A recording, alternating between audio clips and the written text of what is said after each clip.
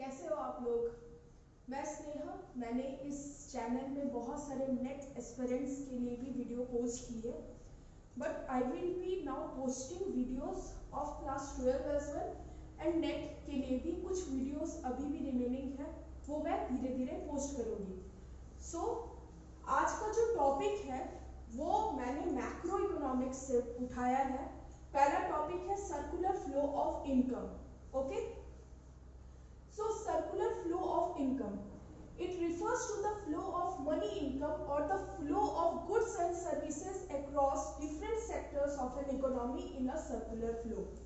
Circular flow of income का मतलब होता है कि मनी इनकम और गुड्स एंड सर्विसेज का फ्लो अक्रॉस डिफरेंट सेक्टर्स। अपन देखेंगे डिफरेंट सेक्टर्स में अपन पढ़ेंगे हाउस होल्ड सेक्टर और form sector, okay, of an economy in a circular manner. Okay, मतलब हो रहा है कि फ्लो हो रहा है इनकम का या तो गुड्स एंड सर्विसेज का इन an economy in a circular manner, तो उसी को अपन क्या बोलते हैं, सर्कुलर फ्लो ऑफ इनकम। उसके बाद अपन देखेंगे types of circular flow. Circular flow के दो टाइप्स है बेसिकली, एक है प्रोडक्ट फ्लो, एक है इनकम फ्लो। प्रोडक्ट फ्लो में भी दो फ्लोज है, या तो फ्लो ऑफ फैक्टर सर्विसेज या तो flow of goods and services. Okay, तो फैक्टर सर्विसेज को अपन समझते हैं। What do you mean by factor services? Now there are four factors of production. There are four factors of production. Factors of production मतलब जिससे अपन production को करते हैं उसी को बोलते हैं फैक्टर्स ऑफ प्रोडक्शन। और चार भाग में इसको डिवाइड किया गया है। पहला लैंड के थ्रू प्रोडक्शन होता है, दूसरा लेबर के थ्रू, अगर आदमी या औरत काम नहीं करेगा तो प्रोडक्शन हो पाएगा, नहीं हो पाएगा। तो लेबर में मेल लेबर या female labour. Okay, the third is capital. Capital आप लोगों ने सुना होगा, कैपिटल का मतलब होता है पूंजी। क्या होता है, या मेरा थोड़ा हिंदी वीक है सो प्लीज, पूंजी, ठीक है, जिसमें अपने को क्या मिलता है, इंटरेस्ट मिलता है। ओके, एक तरीके का समझ लो, अभी के लैंग्वेज में समझ लो मनी, ठीक है। और एंटरप्रेन्योर, एंटरप्रेन्योर मतलब क्या होता है, जो बिजनेस में इन्वॉल्व है, जो बिजनेस में इन्वॉल्व है। ओके, तो factors of production, there are four factors of production, land, labour, capital and entrepreneur, ठीक है। अब लैंड के बदले में हमें क्या मिलता है, तो उसको अपन बोलते हैं फैक्टर इनकम, ठीक है। इसके अगेंस्ट हमें कुछ इनकम जनरेट होगा, तो लैंड के अगेंस्ट हमें कौन सा इनकम मिलता है, रेंट। आप अपनी जमीन किसी को दे रहे हो तो उससे आपको क्या मिलेगा, पर मंथ रेंट मिलेगा, ठीक है।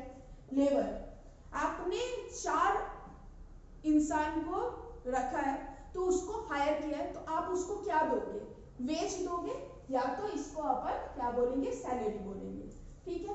कैपिटल के अगेंस्ट अपने को क्या जनरेट होता है इनकम में, इंटरेस्ट। और एंटरप्रेन्योर या बिजनेस क्या अर्न करते हैं, profit. Okay, the next topic which we will be discussing is sectors.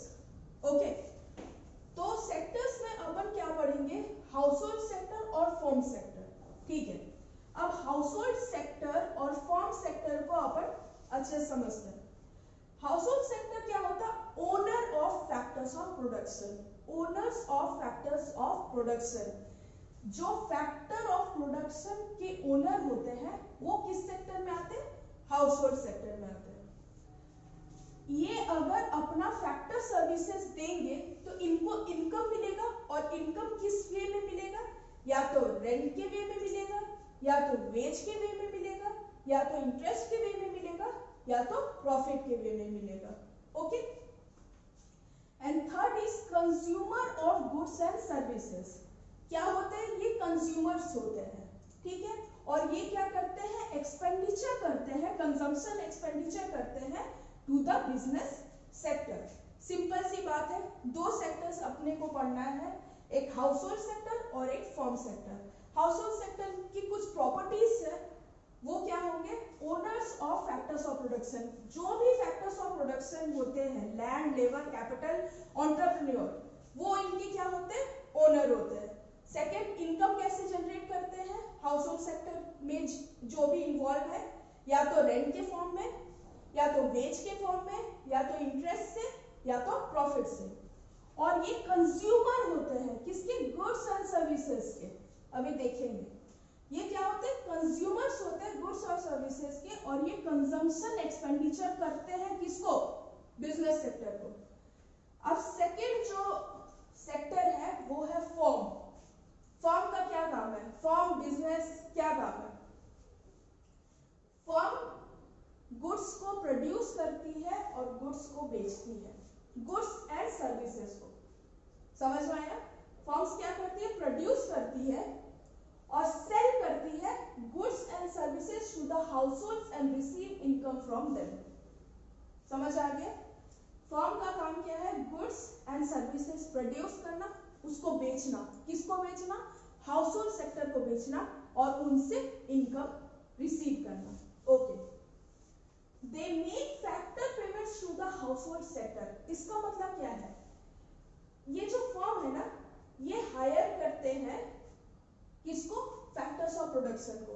क्यों हायर करते हैं, प्रोड्यूस करवाने के लिए, गुड्स एंड सर्विसेज को प्रोड्यूस करवाने के लिए ये फैक्टर्स ऑफ प्रोडक्शन को हायर करते हैं। और जब फैक्टर्स ऑफ प्रोडक्शन को हायर कर दिया तो उनको एक पेमेंट देना पड़ेगा। कौन सा पेमेंट देना पड़ेगा, factor payment. Now the next topic which is very important, very important, is circular flow in a two sector economy. Okay, many times questions they ask यहाँ से। okay, so इसको अच्छे से डायग्रामेटिकली समझते हैं। देखो, circular flow in a two sector economy, household, firm, ठीक है। अब हाउसहोल्ड से मैंने क्या बोला था, फैक्टर्स ऑफ प्रोडक्शन या फैक्टर सर्विसेज प्रोवाइड किया जाता है। तो हाउसहोल्ड से land, labour, capital and entrepreneur के सर्विसेज को अपन क्या बोलेंगे, फैक्टर सर्विसेज। ये कौन सा मार्केट हो गया, फैक्टर मार्केट। जहां पर फैक्टर सर्विसेज प्रोवाइड किया जा रहा है उसको कौन सा मार्केट बोलेंगे, factor market. Very simple. So household से लैंड, लेबर, कैपिटल, एंटरप्रेन्योर की सर्विसेज को फैक्टर सर्विसेज बोलेंगे, और वो कहां जा रहा है, फर्म की तरफ जा रहे हैं, ठीक है। और फर्म इसके बदले में क्या देंगे, फैक्टर इनकम। क्या देंगे, फैक्टर इनकम। इन्होंने अपना सर्विस प्रोवाइड किया, उसके अगेंस्ट अब इनको क्या मिला, फैक्टर इनकम मिला। किस किस वे में मिला, वेज, रेंट, प्रॉफिट, इंटरेस्ट। समझ आ गया, हाउसहोल्ड से फैक्टर सर्विसेज प्रोवाइड किए जा रहे हैं किसको, फर्म को, एंड फर्म से क्या मिल रहा है, फैक्टर इनकम मिल रहा है। किसके फॉर्म में, वेज, लेबर, प्रॉफिट और इंटरेस्ट के फॉर्म में। वेरी गुड, ठीक है। अब यहाँ पर फैक्टर सर्विसेज जब प्रोवाइड करते हैं तो क्या जनरेट होता है, गुड्स एंड सर्विसेज। क्या जनरेट होता है, गुड्स एंड सर्विसेज। तो ये जो फर्म है, इनका जो गुड्स एंड सर्विसेज है वो कौन खरीदेगा, कौन कंज्यूम करेगा, हाउसहोल्ड सेक्टर। कौन कंज्यूम करेगा, हाउसहोल्ड सेक्टर। सो फर्म से हाउसहोल्ड में क्या जा रहा है, flow of goods and services.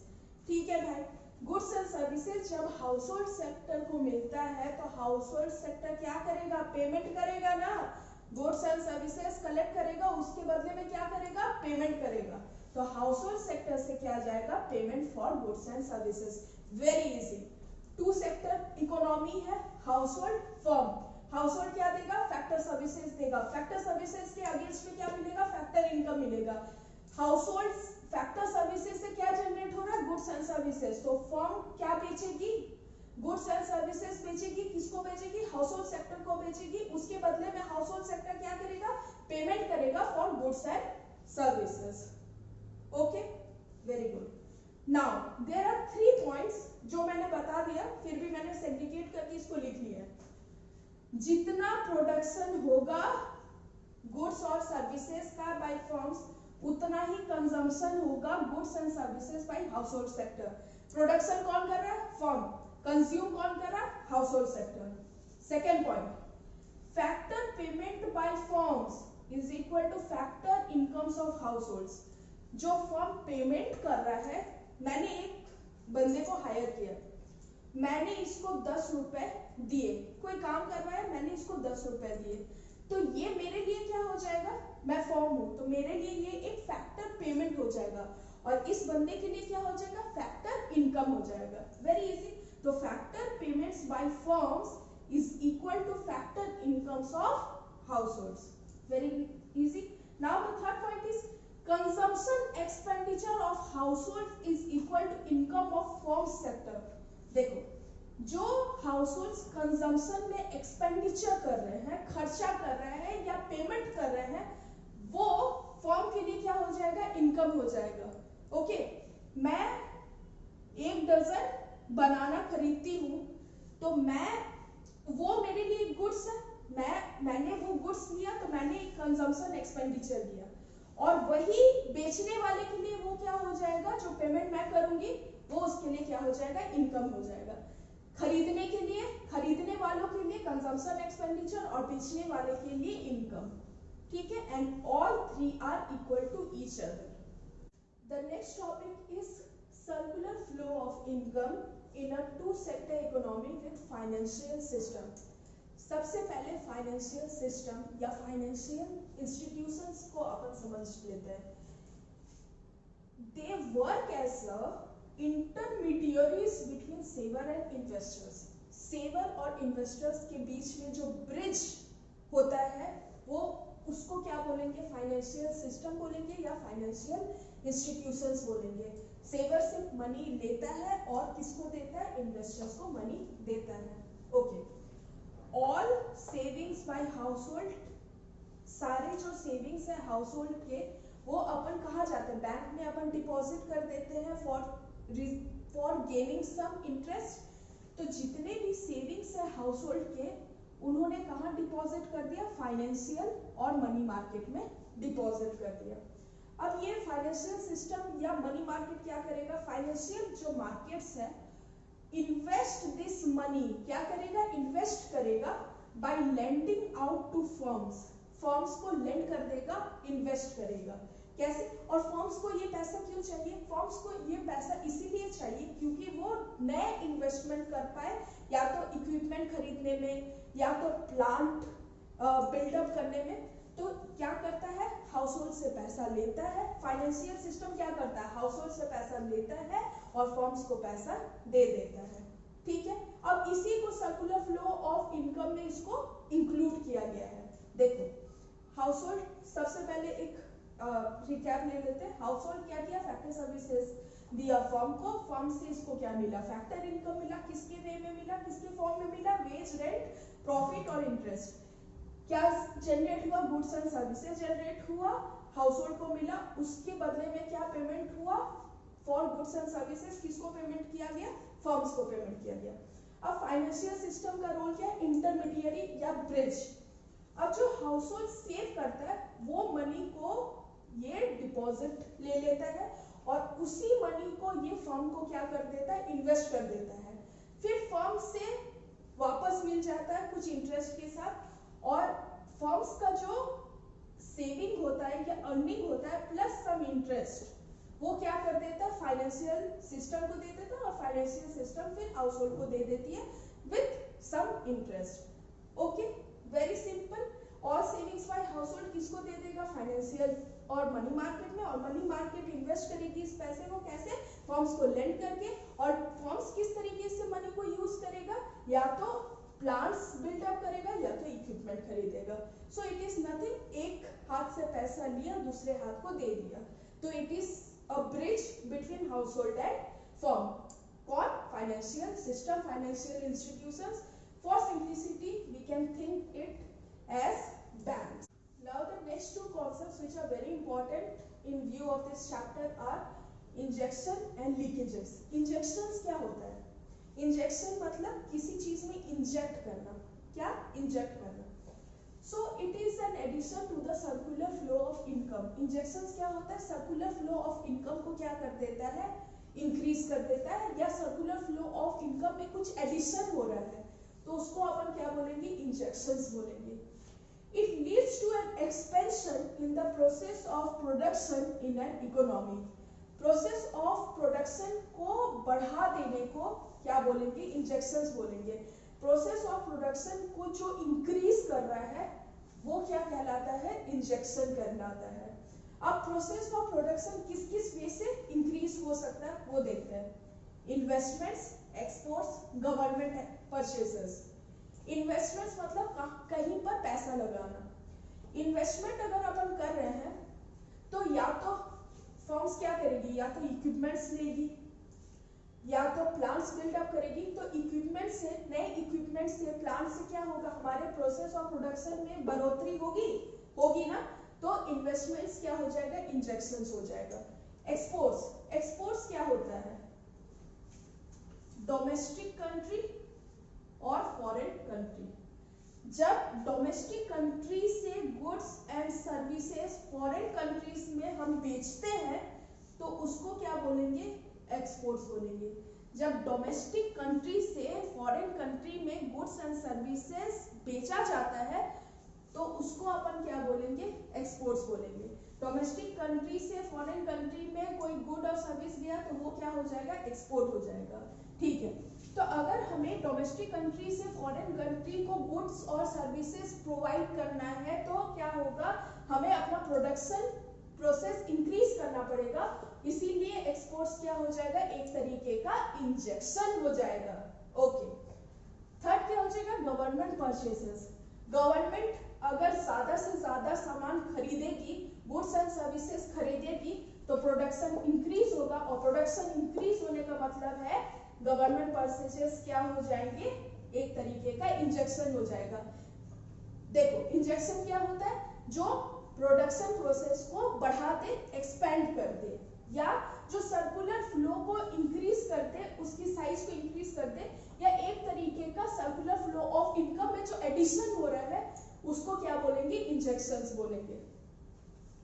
The next concept is leakages. Leak होना मतलब कुछ चीज निकलना, कुछ चीज निकलना। तो it is a withdrawal from the circular flow of income. Circular flow में एडिशन हो रहा है तो उसको क्या बोलेंगे, इंजेक्शन बोलेंगे। और सर्कुलर फ्लो से कुछ निकल रहा है तो उसको क्या बोलेंगे, लीकेजेस बोलेंगे। सिंपल, इंजेक्शन क्या कर रहा था, साइज ऑफ सर्कुलर फ्लो को इंक्रीज कर रहा था, तो लीकेज क्या करेगा, साइज ऑफ सर्कुलर फ्लो को क्या करेगा, कॉन्ट्रैक्ट करेगा या कम कर देगा। ठीक है, और देखो तो लीकेजेस कौन से वे में हो सकते हैं। सेविंग्स, हम सर्कुलर फ्लो ऑफ इनकम से हमने जनरेट किया इनकम, उसको अपन सेव कर लिए, उसको कहीं प्रोडक्शन प्रोसेस में इन्वेस्ट नहीं किए, या कहीं पर भी उसको कंजम्पशन में इन्वेस्ट नहीं किए, तो वो एक तरीके से अपन क्या कर रहे हैं, सर्कुलर फ्लो से इनकम को क्या कर ले रहे हैं, विड्रॉ कर ले रहे हैं। टैक्सेस, जो अपन कंपल्सरी पेमेंट होता है जो गवर्नमेंट को देते हैं उसको क्या बोलेंगे, टैक्सेस। तो टैक्सेस भी एक तरीके से क्या कर रहा है, सर्कुलर फ्लो में कॉन्ट्रैक्शन प्रोड्यूस कर रहा है।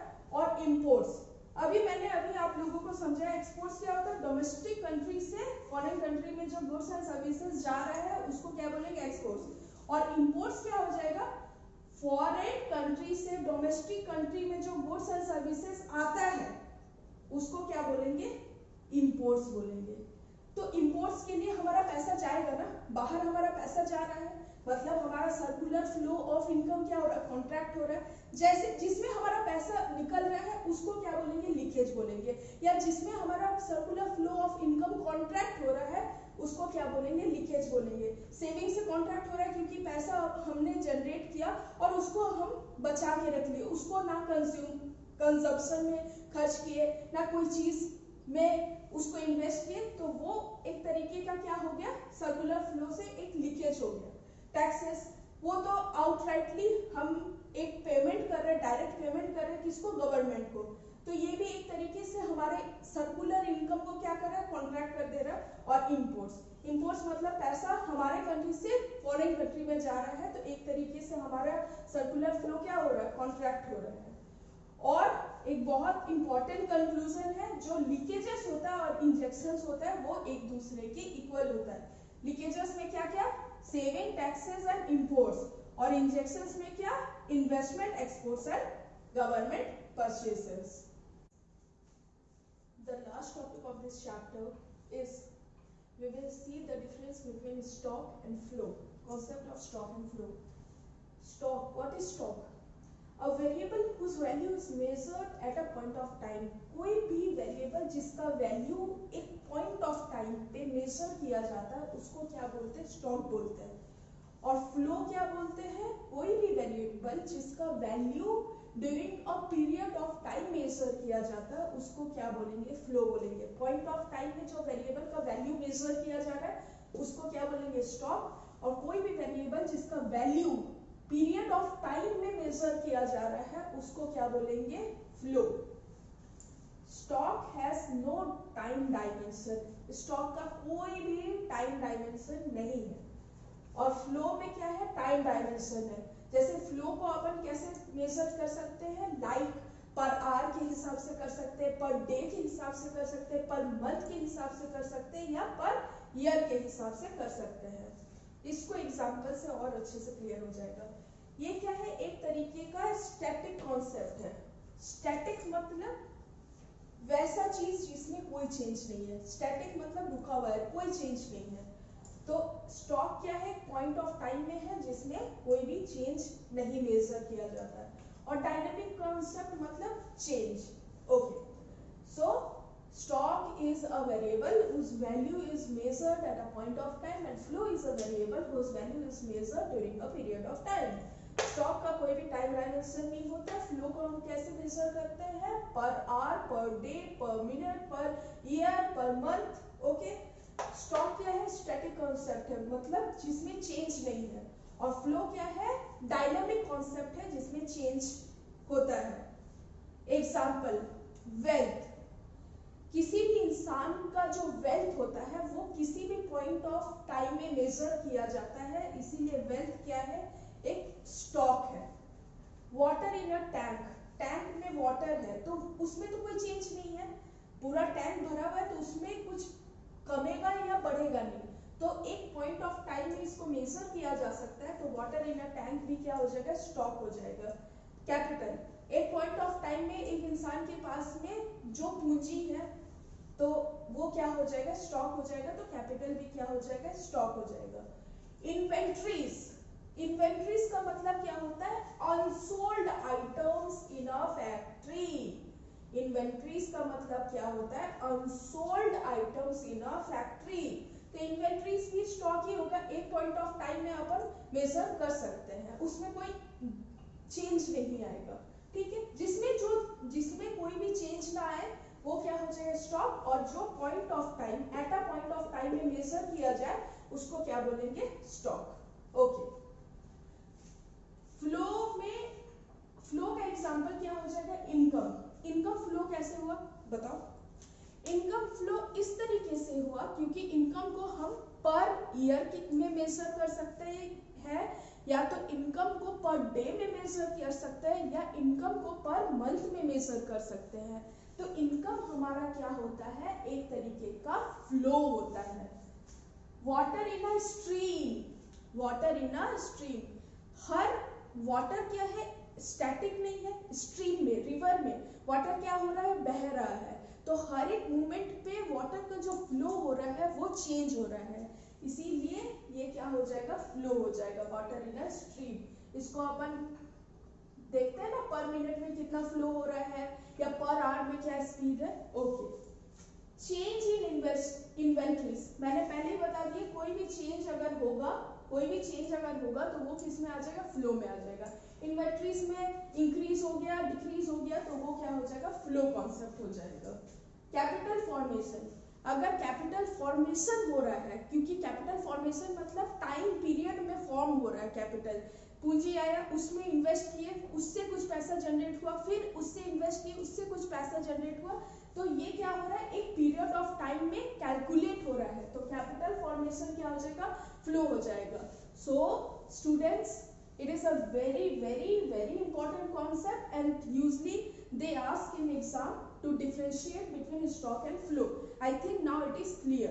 So our first chapter of macroeconomics is complete, and I will be posting regular videos.